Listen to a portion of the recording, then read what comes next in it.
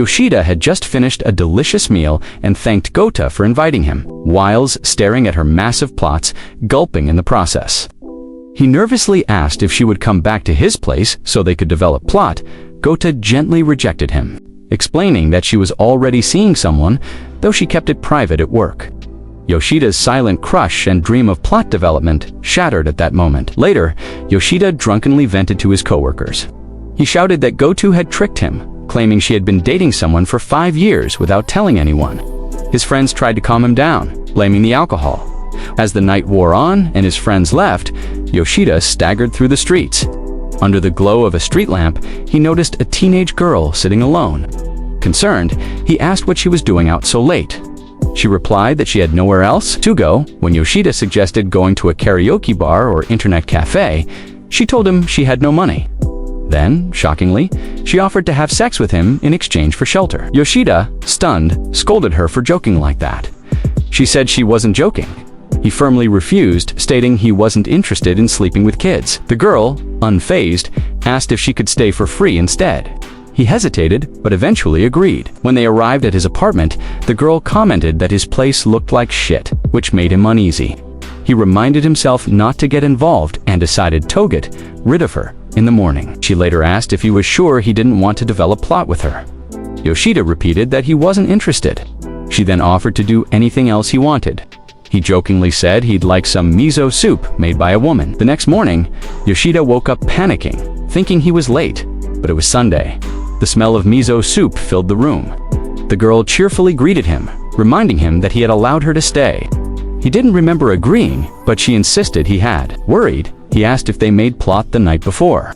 She tells him that they did, scaring him before revealing she was only joking. Saying he kept insisting he didn't want to sleep with a kid, he was relieved. She handed him miso soup, and he complained she shouldn't have cooked in someone else's home. She reminded him he'd asked for it. He told her to stop calling him Mr., and she asked what she should call him instead. He responded with Yoshida. She tells him he looks like shit. So, that one there was a violation. Personally, I wouldn't have it. Over breakfast, she casually brought up Goto, guessing Yoshida had wanted her to make him miso soup. When he asked how she knew, she told him he had mumbled about the rejection in his sleep. Then, out of nowhere, she offered to make him feel better. Frustrated, he finally demanded to know why she kept trying to seduce him. What if he gave in? She shrugged, saying then they would do it.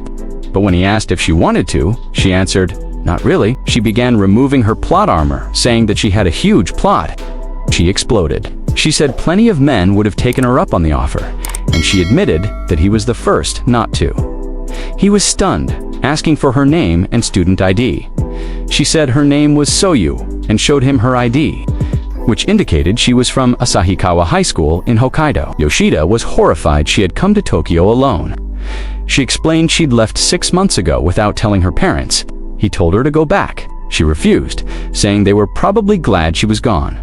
He asked how she planned to survive if she wouldn't go home or to school. She said she'd just stay at different guys' places. He yelled that he wasn't interested in her body and demanded she stop acting like that. Soyu admitted she couldn't afford rent even with a part-time job. Yoshida told her she could stay, but she had to do the house chores. He warned her not to mistake this for anything permanent. Once she was ready, she needed to go home. Surprised, asking if she could really stay, Yoshida confirmed, but only until she stopped being a spoiled brat. He warned that if she ever tried seducing him again, she was out. So began an unusual arrangement between a 26-year-old office worker and a runaway teen. He had no idea how difficult living with a teenage girl would be. If you made it this far, you are a true plot legend. Let's all spam the like button to see what happens next. Till next time.